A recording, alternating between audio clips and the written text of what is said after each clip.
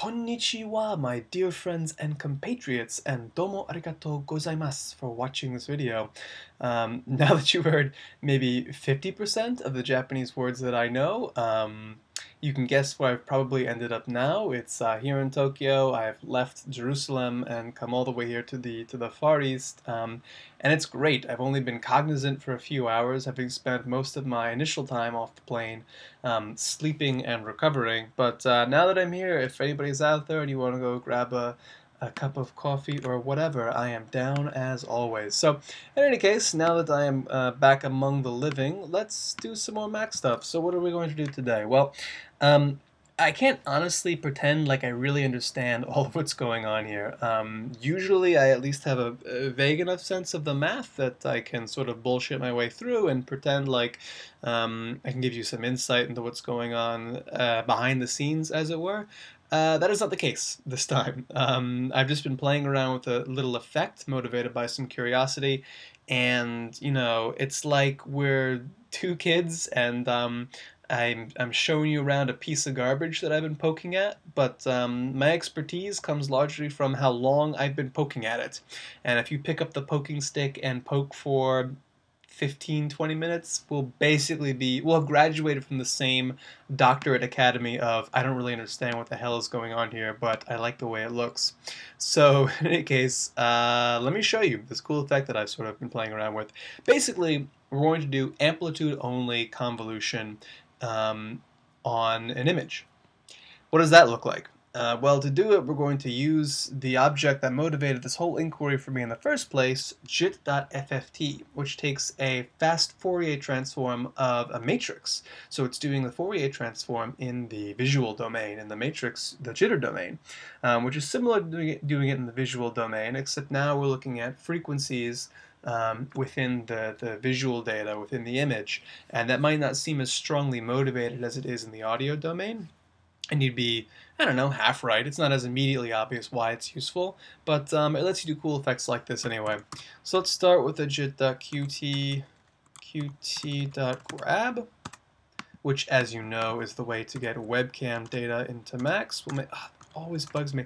When you make a message box like this and you want to finish editing the text and go back to editing Macs, Shift Enter enters the text and finishes. Anyway, brings you back out to where you can edit in Macs. Let's also make a QMetro 33, which is different from the plain enter you push to finish an object. A little bit tricky. Toggle like so, and a jit.p window, let's make this a little tiny bit bigger. Open this up and push this. And there you go. There's my face. And I know what you're thinking. Sam, it's so just beautiful. My God, what a striking young man. And I know. Don't, please, just stop. That's not what this is about. We can talk about that later. For now, we're going to talk about Macs. I'm going to talk about how to do this cool FFT effect.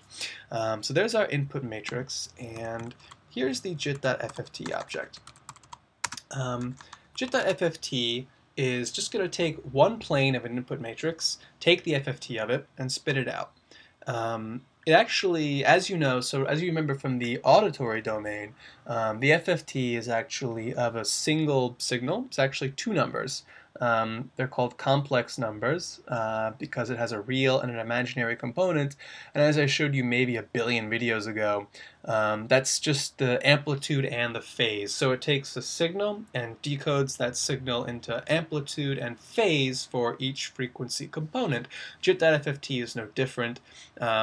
Because it's decomposing into amplitude and phase, it expects two matrices as input, the real and imaginary component. In our case, the imaginary component is nothing, because we have no imagination. No, because the matrix that we're passing in is all real, not imaginary. But that's fine. We still have to pass in a blank matrix for the imaginary component. So 2 is the argument. The long story short, 2 needs to go here. After that, I'm going to put in float32. Jit.fft can work with either float32 or float64. I see no reason not to use float32. As for the dimensions of the matrix, because it's an FFT, these have to be powers of 2. So it can't be 32240, which is the dimensions of what's coming out of jit.qt grab. We can use the next best thing, jit.256 and 128. So These are the arguments to JIT.FFT. Now, one thing that's slightly confusing, what's coming out of here is, of course, 4 planes, alpha, red, green, blue. So we can do a JIT.RGB to luma to turn this grayscale. And of course, here's what the grayscale version of me looks like. Grayscale, very artistic. And then we need a JIT.matrix 1 float 32 256 128 to convert this matrix to be in the form that we are expecting, or that FFT is expecting, and finally JIT.pack 2. And this will add that plane of emptiness, essentially, to the other end of JIT.FFT. To take the inverse of an FFT is very simple. You just do the add the @inverse 1 attribute to the end of FFT like so.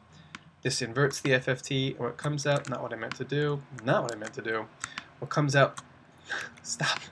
What comes out on the other end is, of course, just the original mate. That's not quite right. That's a weird color green. That's because what comes out is 2 planes. We're only interested in the first. So we'll unpack the matrix and look at the first plane, and this should just be the original image in grayscale. And it is. Perfect. So we've done everything right.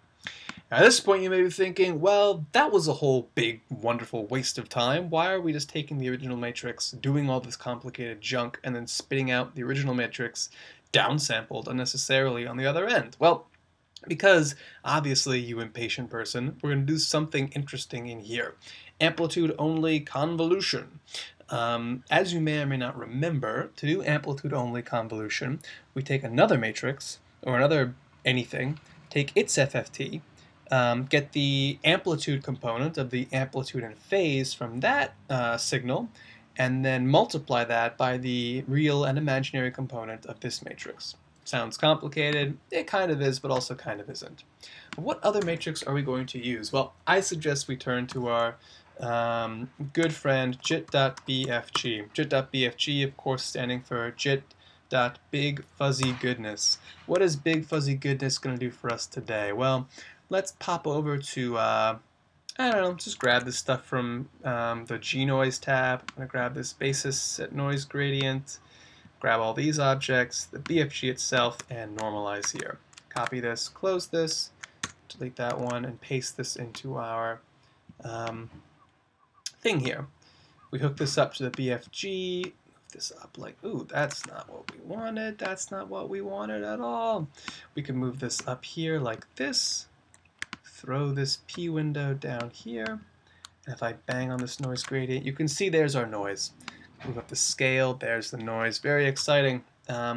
We might not want to use this noise. I like lots of different noises, so let's make a U menu, and let's fill it with noise.gradient, noise.checker, and nnoise.voronoi. Yeah, which is a very sexy noise indeed. We can change this basis to read basis $1, connect the middle inlet of this U menu to that formatting message box, and now we should be able to jump between gradient noise, checker noise, and Voronoi, which, look, I never get tired of Voronoi. Look how cool that looks. My God. Okay, so here's me, here's Voronoi, here's black and white me. Basically everything you could want to look at, right? The three food groups of the eyes. The hell does that mean? But now what we want to do is take the FFT of this and get the amplitude. So let's move all this stuff, the JIT.matrix, to convert this to the right matrix dimensions and format, the pack and the FFT over here. And now the question is, how do we get the amplitude out of the real and imaginary components of this JIT.FFT2?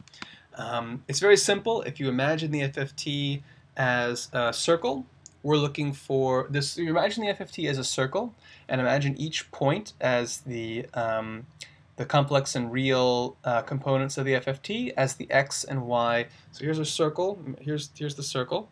The FFT has the x and y coordinate of a point on that circle, and we're interested in the radius. And the format for the radius, formula for the radius is, of course, square root of the x-coordinate squared plus the y-coordinate squared. So we're going to do, the stuff that comes after this may look complicated, but we're doing nothing more complicated than this. So, out of here, jit dot multiply, jit dot multiply, or multiplying this matrix by itself. Then we want to unpack the two planes of this matrix and add them together. Where's plus? Where's the plus sign? And then after that, we're just going to take the square root. And just like that, we've got ourselves the amplitude. What's coming out of here is the amplitude component. I wonder what this looks like. Okay, well apparently it looks like nothing. I don't know. There's something in there. Don't worry about it. Maybe we need to jit.normalize. Normalize. What's coming out of here, and you can't see anything. Okay, well, don't sweat it. It's there. So now all we have to do, having done that, is multiply this, jit.multiply, the result of this by what's come out of this. And that, my friends, concludes the convolution we had to do. As you can see, that has blacked out the matrix we have over here, but no need to fret. That just needs to be normalized. Jit.normalize. And what's coming out of here? There it is! There's the crazy result that I was looking for. Okay, so that's what this effect does. It adds this crazy effect. Let's go ahead and make a jit.window with a key and a cell 27 and a toggle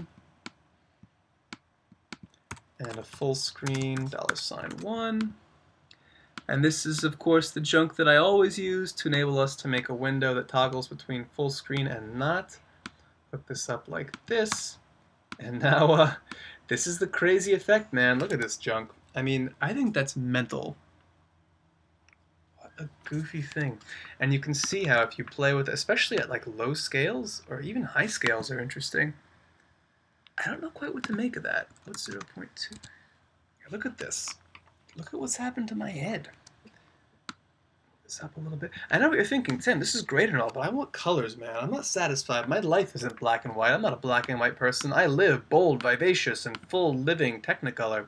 And what can I say but calm down, child of the millennium. I understand you have a bold, inspired, Coca-Cola-driven dream to express yourself, and we're getting there. Relax. So all we need to do is, we've done it. We just need to split up the color channels. So here, instead of jit.rgb2luma, throw in a jit.unpack4. And this is going to take our matrix and split it into its color components. Now, the thing you have to be careful of here is that we're converting our matrix down here into this other format. I wonder, well, just to be on the safe side, the thing about jit.pack is it expects everything to be in the same format as the image all the way on the left. And here we want to just pass this image all the way on the left through because that's the alpha channel. The alpha channel is just pure white, so we aren't concerned with it. So all I'm going to do is then, the only reason I say all this is because you have to be careful to add this matrix conversion here to the alpha channel. Other than that, we're just going to pass the alpha channel right through. So there's the alpha channel passing right through. Here's the red channel, here's the green channel and the blue channel, and now this stuff isn't far enough over. That's fine, we'll just make some space like so. Patch is getting a little messy, but you know what, life is messy, deal with it. Hook this up to this, red to green, green to blue, blue to, no, red to red, green to green. Well, you know, I mean, red to green, blue to blue, if that's the way you like it. Two consenting adults. I'm not going to tell you how to hook your matrices up. And there's red, green, and blue. And look at how trip-mastodelic this nutsness has gotten. I don't know, man. I basically could play with this effect forever. I think it's so cool. And it only gets better if you automate these parameters by adding some like curves to them. So, like for example, you could throw a jit.phasor here, jit.phasor, phasor tilde here, I don't know, phasor tilde, period of, I don't know, 10 seconds with a snapshot 33, and then scale 0, 1 to be in the range of I don't know, 1 to 5, and then hook this up to your z coordinate, for example. And now the noise is kind of modulating automatically like this. You know what I mean by modulating, right, viewer? Right? I don't need to learn to speak English. And look at this effect. How cool is that? I can't get enough of that. So that's what Voro noise looks like, but you can also try checker noise. I think checker noise looks pretty cool. Gradient noise isn't half bad either. Let's make the scale a little bit more intense. Yeah, check this out. Look at that. That's not awesome? I think that's a really cool effect. But again, I can't really explain how in the hell it works, but or exactly what's going on. But that's my head really close to your face. I hope this doesn't make you uncomfortable. I feel like after 48 million tutorials or however many I've made, we've achieved a certain level of trust, viewer, and so it won't be this uncomfortable for me to be this close to you as I melt into some kind of puddle of face butter. Face butter, there's a product. Anyway, so now that this tutorial has kind of come off the rails a bit, I want to thank you for watching, and I hope this was as interesting and cool an effect for you as it was for me. Thanks for watching, and look forward to more in the future, as always, and as always, have a good one, guys. And why not? Sayonara. I will see you next time.